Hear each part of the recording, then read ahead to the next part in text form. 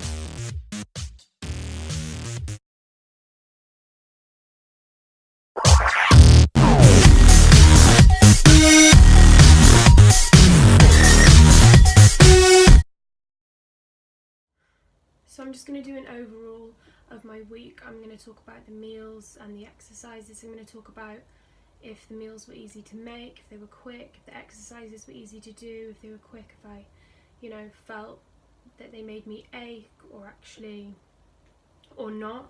I'm going to talk about how cheap or expensive the meals were and just overall what I thought about this week and whether I'm going to change anything for the following week. So today's Sunday. I'm just going to go through day by day briefly and then do a big overall at the end. So we'll start with Tuesday. So I got up early, I did exercises in my kitchen, which showed to me that you can do them anywhere. So I did the bums and thighs and the plank challenge in my kitchen. I thought these were really not easy to do. I did them with ankle weights to push myself, but more than anything I felt like it made me out of breath. Like, I don't think when I was doing the bum and thighs exercise I didn't feel it in my bum, like burning, you know, when you feel burning you know something's definitely working. I didn't feel it in that sense, but it did get me out of breath, so I was just going to see if I ached the next day or whatnot. The plank challenge was really hard. I think I took my ankle weights off for that because I didn't think they were going to benefit me, they were just going to weigh me down. But yeah, it just shows me that with the exercises you don't need a lot of space. So if someone were to follow these exercises and, you know, do them in the space of their own home, they could do it in their bedroom, their kitchen, anywhere. You don't need a lot of space at all to do them. There's no like running around, it's all just in one place. And the exercises, they're really easy to follow. The only thing I struggled with is that obviously I had to record them, so I couldn't use a timer on my phone. And then obviously because I haven't printed off the book, I was reading off my laptop, so I needed to use a timer on my laptop as well as reading off my laptop and recording off my phone. So in the end I had to write down the exercises, read them off there, put a timer on my laptop, and then obviously record on my phone. But I feel like obviously when you won't be recording yourself like people who do this. I'm only doing it for my vlogs, but people won't be recording themselves. They will have the book, so they can just open the book, read from it, and you've got 10-second rest in between, so you can go to the book, see what the next exercise is, and then you've got your timer on your phone to like see what's going on. On Tuesday I also had the sesame chicken and teriyaki salmon that I made on Monday. I hated the sesame chicken. I thought it was disgusting. I didn't know I wasn't going to like it. I thought I'd like the chicken, but I wasn't very realistic because it's so bland and so plain, and all that's on the chicken is literally like sesame seeds, and then the flavouring is from the like cabbage salad thing on the side. I don't know why I thought I would enjoy it. I was just being a little bit too adventurous because I'm very fussy, so I feel like with time to come I need to be realistic with what I'm eating because I was never going to enjoy that. Anyway, so what I did, because I had the cabbage on the Monday and it was disgusting. I don't think anyone would actually like that. I don't know if I did it wrong or what, but I thought it was gross. So I changed the cabbage for sweet potato mash. I was going to use broccoli, but I looked around the shops, I couldn't find it, and it was a last minute thing, so that was difficult. But I ate it like that and it was a bit better, but it wasn't amazing. So after that I just felt I've got a very weak stomach and it made me feel really sick. I didn't want to eat my tea because it just put me off. It wasn't nice. I didn't like it. Call me dramatic, but it wasn't for me. So what I did is I had to go to the shops again, get some eggs, and I looked at the recipes I had in my book and the ingredients I already had and thought I'll make some egg muffins for lunch the next day because I like eggs and I like spinach, so I went with that.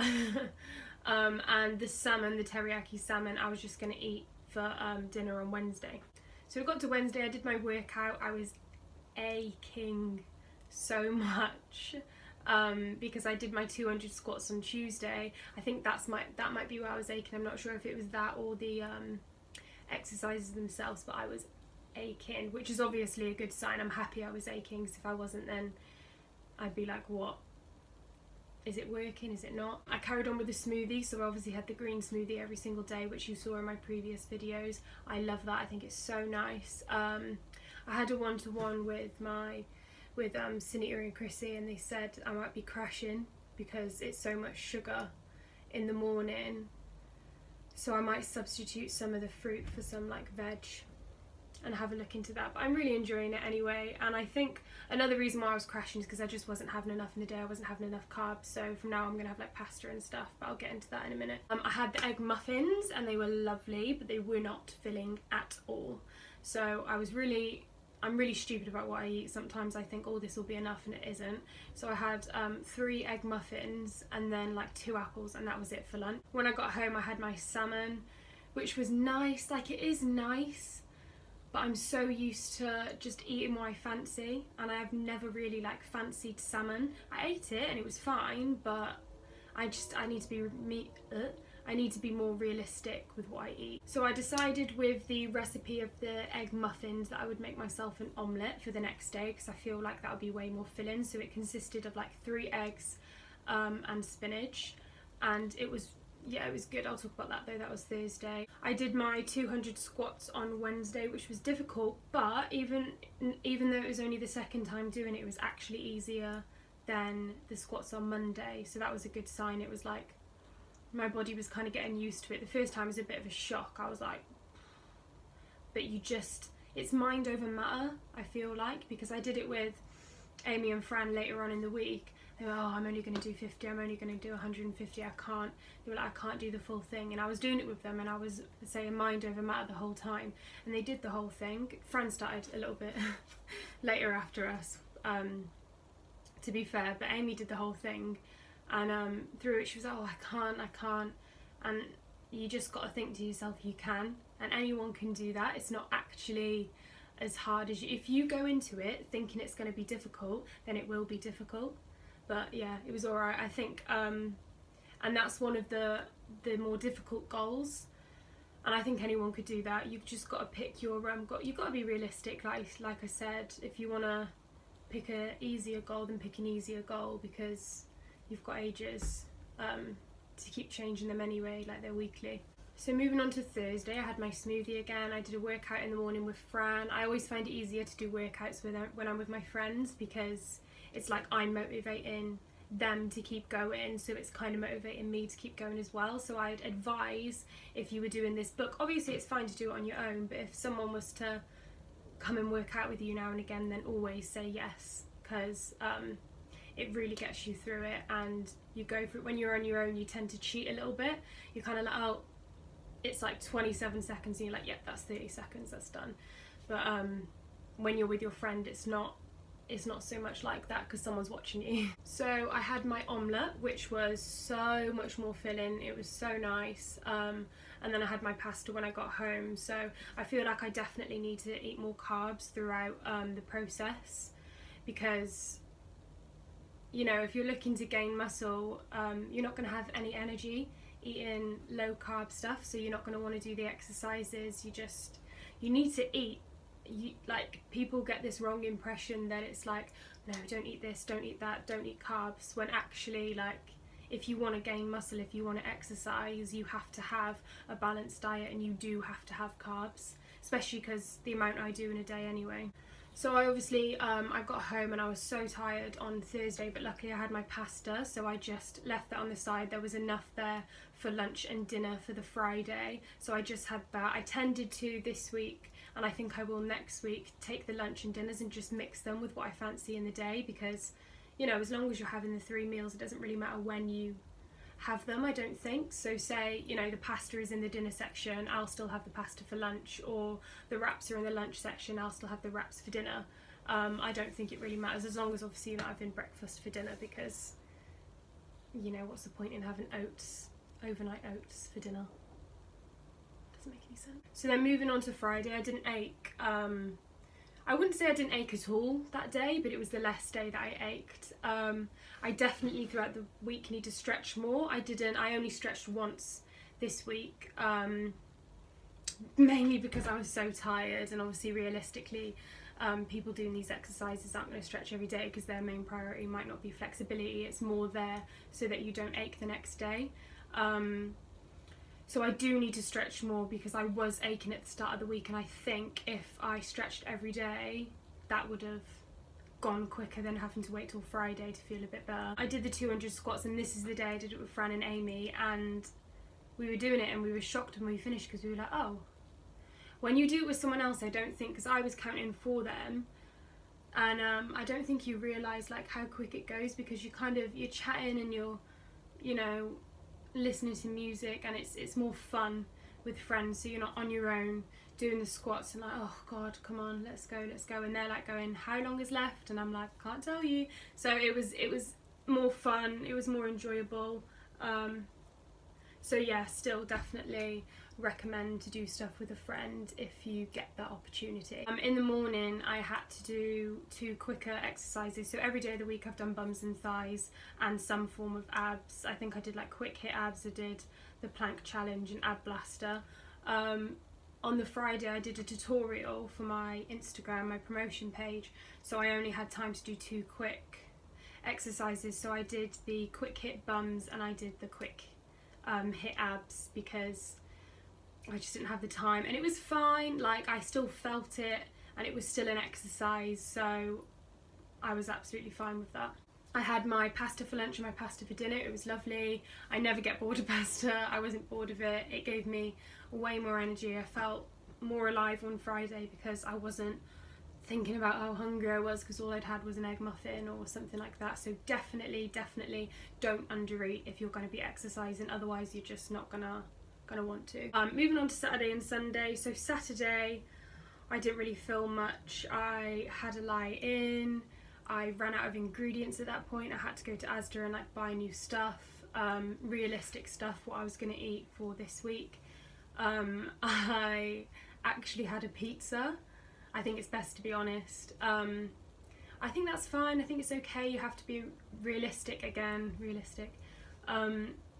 You're gonna have cheat days. Through the week I didn't eat any unhealthy snacks. I either had egg muffins or fruit, and I think you just have to be able to allow yourself to have the food you like. If you just completely cut them out, then it's just never going to happen and you're going to want to have them every day. I found that I didn't even eat unhealthy prior to the to this week, but all this week I was just thinking I can't have this, which was making me want it more.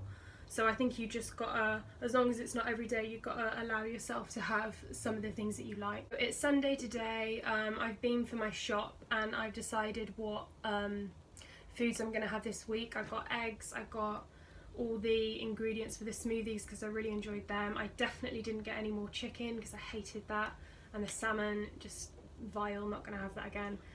I've got ingredients for wraps, for broccoli pasta and spinach pasta, and just stuff, and I'm not gonna necessarily plan what I'm gonna have every day. I think the night before I'll see what I fancy, because that's what works best for me. Obviously if people are gonna use the book and it's best for them to plan their meals and they can do it like that, then go for it, do it like that. But for me, I need to be able to eat what I want to eat, otherwise I'm just gonna struggle and I'm not going to enjoy it. So overall, I thought the exercise was really easy to do. There was some longer ones, there was some shorter ones, but even with the long ones it's not too time consuming.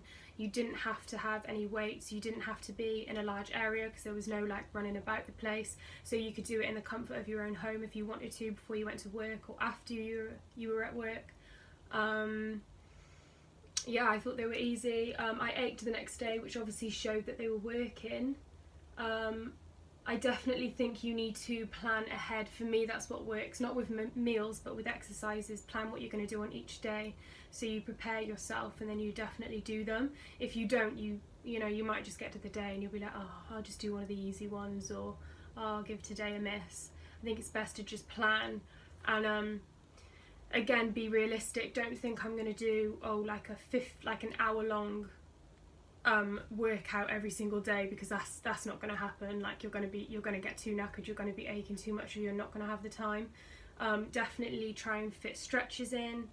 I only stretched once this week, so obviously it wasn't my main priority, but you've got to realise that it helps with like aching muscles.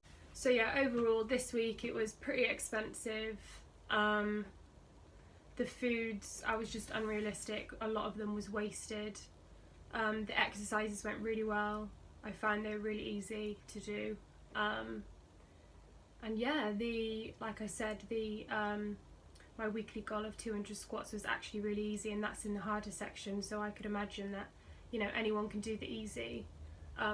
goals each week. So I'm excited to see how next week goes, and hopefully it won't be so expensive. Obviously, the things I'm going to change is that the main thing I need to change is eating foods I actually like, which I'm going to do because I've planned to have pasta and wraps and stuff like that. So yeah, that was this week, and that's it.